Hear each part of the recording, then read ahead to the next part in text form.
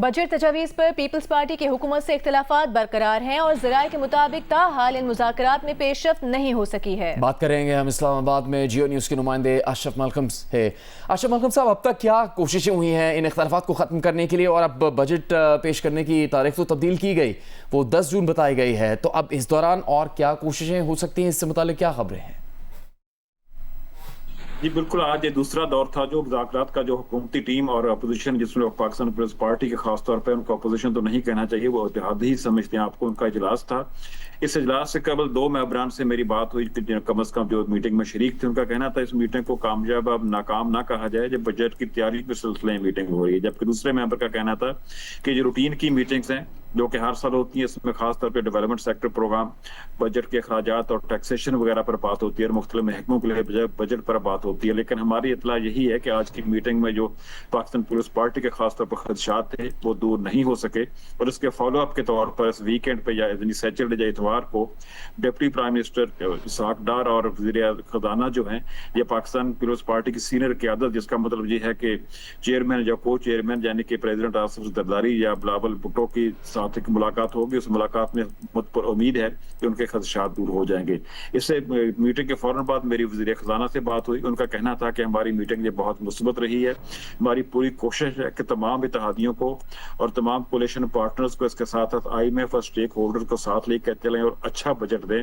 और हमारी पूरी ये भी कोशिश है कि इस बजट में कोई नया टैक्स ना लगाया जाए। जो टैक्सेस की वसूली है उसको इन्फोर्समेंट और दूसरे जराए से खासतौर पर टैक्स नेट को वसी करके उसको पूरा किया जाए। हम 10 जून को एक बामकसद बजट पार्लियामेंट। बहुत बहुत शुक्रिया आपका अशरफ मलकम। चेयरमैन पीपल्स पार्टी बिलावल भुट्टो जरदारी ने कहा है कि बड़े बड़े दावे करने वाली सियासी जमातों को बताना चाहते हैं कि उन्होंने जो भी किया वो सिर्फ सदर आसिफ अली जरदारी की 18वीं तरमीम और NFC की वजह से किया। दियामिर में जलसे से खिताब में उन्होंने कहा कि शहबाज स्पीड का सुना है। वज़ीर आज़म शहबाज शरीफ से दरख्वास्त है कि वो शहबाज स्पीड गिलगित बल्तिस्तान में दिखाएं और यहाँ दियामिर भाषा डैम को जल्द अज जल्द मुकम्मल करें। काफी ऐसे सियासी जमातें हैं जो बड़े बड़े दावे कहते हैं। मैं उनको बताना चाहता हूं कि आपने जो भी किया वो सिर्फ और सिर्फ सदर जरदारी की वजह से। अगर उन्होंने कोई मेट्रो शेट्रो बनाए, किसी एक शहर में कोई ट्रेन शेन चलाया, तो वो इसलिए कि सदर जरदारी की 18वीं तरमीम की वजह से, सदर जरदारी की NFC अवार्ड की वजह से। हमने आपका शहबाज स्पीड लाहौर में सुना है। अब आपको हमने दो दफा आपको वजीर आजम बनाया है। जरा मेरे दियामिर के अवाम को अपना वो शहबाज स्पीड दिखाए और जल्द अज जल्द ये दियामिर बदशाह डैम को मुकम्मल करके दिखाए। मुस्लिम लीग नून के रहनुमा ख्वाजा साद रफ़ीक ने हुंजा के इलाके नगर में इंतखाबी जलसे से खिताब करते हुए कहा कि गिलगित बल्तिस्तान में 20-20 घंटे की लोड शेडिंग है, सड़कों का बुरा हाल है, बुनियादी सहूलतें और सड़कें ना होने से दुनिया के सयाह नहीं आ पा रहे। सड़कें देंगे तो गिलगित बल्तिस्तान पाकिस्तान का स्विट्जरलैंड बन सकता है। बिजली की लोड शेडिंग है और कई घंटे की लोड शेडिंग है। हम भी अदाब सहते रहे हैं कई साल तक, 16 घंटे की, ना 20 घंटे की लोड शेडिंग है।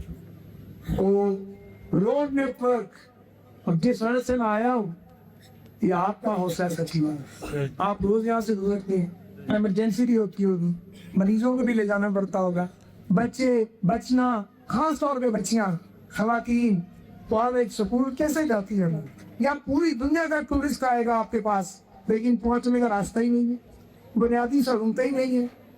तो अगर हम वो बुनियादी सहूलतें देंगे, गिलगित बल्तिस्तान के लोगों को रोजगार के लिए फिर बाहर भी जाना पड़ेगा, बाकी लोग रोजगार के लिए आपके पास आया थे। हुंजा में इंतखाबी जलसे से खिताब करते हुए खातून अव्वल आसिफा भुट्टो जरदारी ने कहा कि कुछ लोग आपके पास आएंगे, बड़े बड़े दावे करेंगे और फिर बंद दरवाजे के पीछे आपका सौदा करेंगे। बिलावल भुट्टो जरदारी नफरत और तकसीम की सियासत नहीं, मोहब्बत, वफा और खिदमत की सियासत करते हैं। और लोग आपके पास आएंगे, बड़े बड़े दावे करेंगे और फिर बंद दरवाजे के पीछे आपका हकूक को सौदा करेंगे। बिल्कुल, सिर्फ बिलावल भुट्टो जरदारी वो एक लीडर है जो आपके सोचते हैं। मैंने अपने आंखों से देखा है, बिलावल भुट्टो जरदारी हमारे चेयरमैन हर फैसला में अवाम को पहले रखते हैं। वो हमेशा आपके मुस्तकबिल के बारे में सोचते हैं। वो नफरत की सियासत नहीं करते, वो तकसीम की सियासत नहीं करते, वो मोहब्बत, वफा और खिदमत की सियासत करते हैं। शिकर में पीटीआई ने गिलगित बल्तिस्तान असम्बली के हल्का GB12 में इंतखाबी रैली और कॉर्नर मीटिंग का इनेकाद किया। चेयरमैन पीटीआई बैरिस्टर गौहर ने अपने खिताब में इल्ज़ाम लगाया कि उनकी पार्टी के कई रहनुमाओं को यहाँ आने नहीं दिया गया। उन्होंने कहा कि गिलगित बल्तिस्तान में इंतखाबात साफ, शफाफ और मुनसिफाना होने चाहिए। तमाम सियासी जमातें अपना मंशूर अवाम के सामने रखें और अवाम जिस उम्मीदवार को चाहें वोट देकर मुंतखब करें। हमारा एक ही पैगाम है, जहाँ भी जाएंगे, जिस वक्त भी जाएंगे और जिस भी इलेक्शन में होगा, वो हम सिर्फ ये कह रहे हैं कि इलेक्शन फ्री, फेयर और ट्रांसपेरेंट हो। उसमें सारे पॉलिटिकल पार्टीज अपना मंशूर अवाम के सामने रखे, अवाम जिसको मुंतखब करना चाहे वो मुंतखब करके अवाम उनको वोट दे दे। इस बात का हमें अफसोस ज़रूर होगा, हमारे लीडर को नहीं आने दिया गया। जो आए थे वो सुबह बदर हो गए। आईन यही कहता है, अल्लाह यही कहता है, आर्टिकल 15 यही कहता है कि मुल्क के हर कोने में हर पाकिस्तानी का हक है कि वो जाए, हमें डिस्क्रिमिनेट न किया जाए, हमारे साथ यकसा सलूक किया जाए। वज़ीर आला खैबर पख्तूनख्वा सुहेल आफरीदी ने अगले माली साल के सूबाई बजट पर मुशावरत के लिए बानी पीटीआई से जेल में मुलाकात की इजाज़त मांग ली है। इस्लामाबाद हाई कोर्ट में दायर दरख्वास्त में कहा कि बजट हसास मामला है, आईनी, कानूनी और इंसानी बुनियादों पर बानी पीटीआई से मुलाकात की इजाज़त दी जाए। सुहेल आफरीदी ने कहा कि बजट तैयार कर लिया है, मंजूरी बानी पीटीआई ने देनी है, मुलाकात ज़रूरी है। सूबाई मुशीर ख़जाना मुजम्मिल असलम ने इल्ज़ाम लगाया कि विफाक के तरक्याती मनसूबों में खैबर पख्तूनख्वा के सिर्फ 6 मनसूबे शामिल हैं। विफाक के बजट में खैबर पख्तूनख्वा के लिए कुछ नहीं है।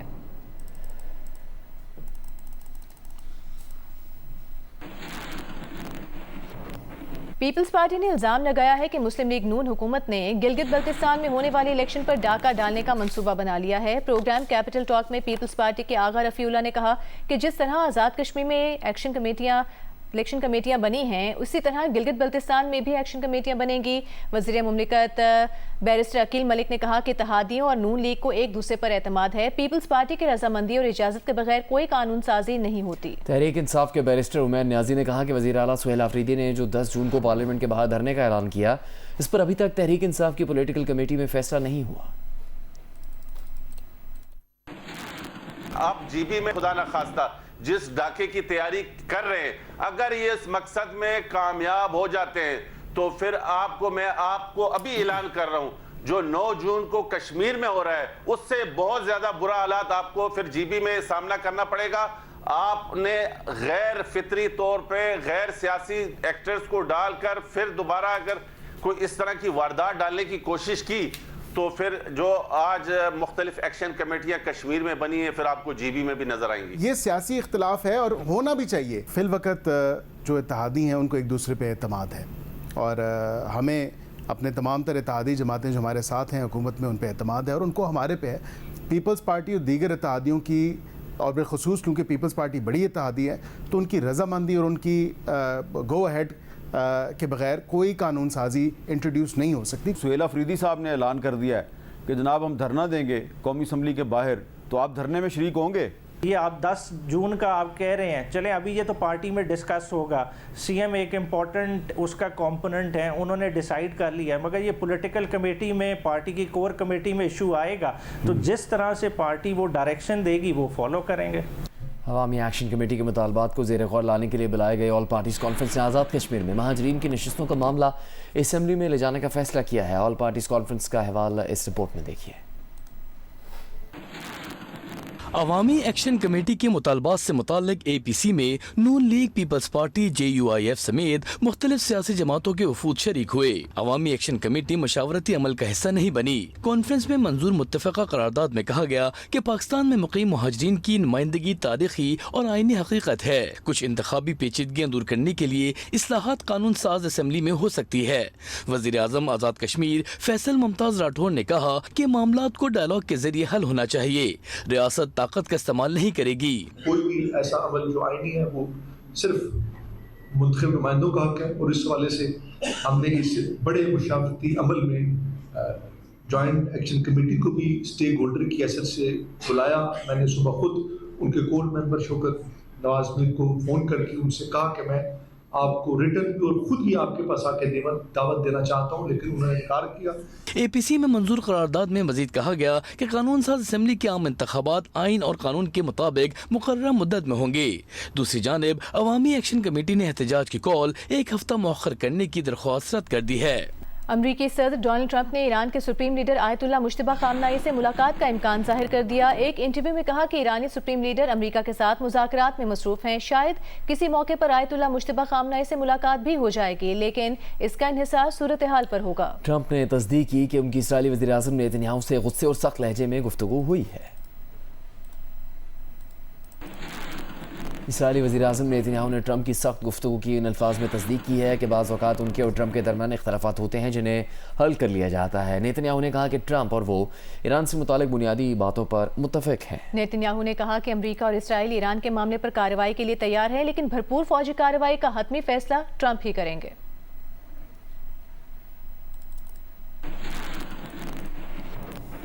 कैम्ब्रिज इम्तहानात के पेपर लीक होने के खिलाफ लाहौर में एहतजाजी मुजाहरा किया गया। मुजाहरीन ने मुतालबा किया कि लीक होने वाले पेपर दोबारा लिए जाएं। इस्लामी जमीयत तलबा के ज़ेर एहतमाम ये एहतजाजी मुजाहरा ब्रिटिश काउंसिल खाने के बाहर किया गया। मुजाहरीन ने कैम्ब्रिज इंतजामी के खिलाफ प्लेकार्ड्स उठा रखे थे। वज़ीर बल्दियात सिंध नासिर हुसैन शाह के बेटे बैरिस्टर गुलाम शब्बीर शाह को प्रोसिक्यूटर जनरल सिंध तैनात कर दिया गया है। ये ओहदा प्रोसिक्यूटर जनरल फैज़ शाह की सिंध हाई कोर्ट के जज के तौर पर तैनाती के बाद खाली हुआ था। अब तक एडिशनल प्रोसिक्यूटर जनरल मुंतज़र मेहदी कायम मुकाम प्रोसिक्यूटर जनरल सिंध की हैसियत से फ़राइज़ अंजाम दे रहे थे।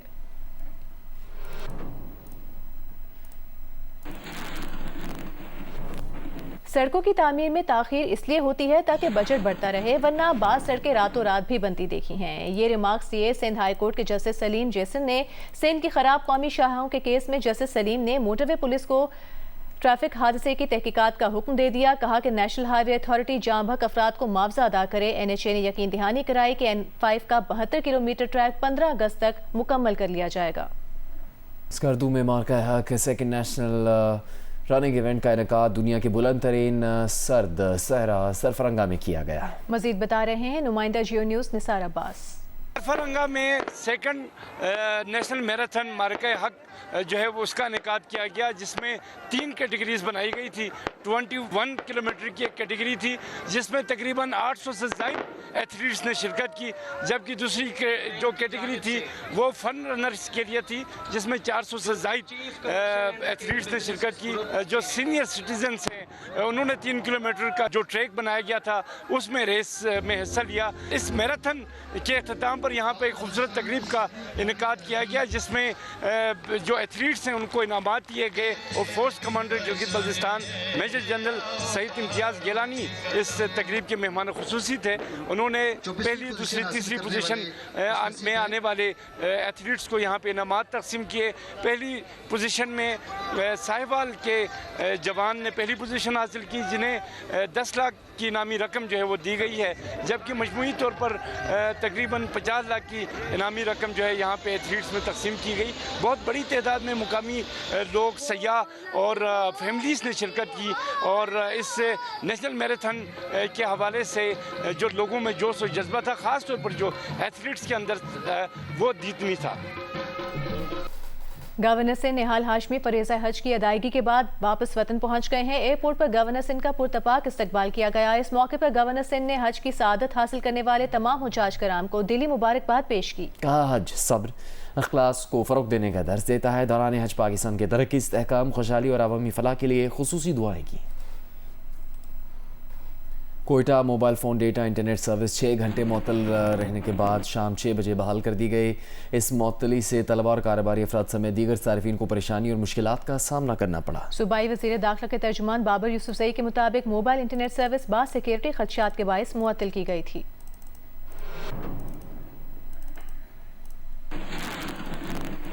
अभी आपको बताएंगे पंजाब हुकूमत ने सूबे में कारोबारी मराकज़ के नए औकात मुकर्रर कर दिए हैं। नोटिफिकेशन के मुताबिक सूबे भर में दुकानें, बाजार, शॉपिंग मॉल्स, डिपार्टमेंटल स्टोर्स, किराना स्टोर्स रात 9 बजे बंद किए जाएंगे। शादी हॉल्स, मार्केज और तकरीबात के औकात रात 10 बजे तक होंगे। रेस्टोरेंट, सिनेमा घर, फूड आउटलेट्स, फल और सब्जी की दुकानें रात 11 बजे तक खुली जा सकेंगी। मेडिकल स्टोर्स, लेबॉर्ट्रीज, क्लिनिक्स और अस्पतालों को नए औकात से इस्तिस्ना दिया गया है।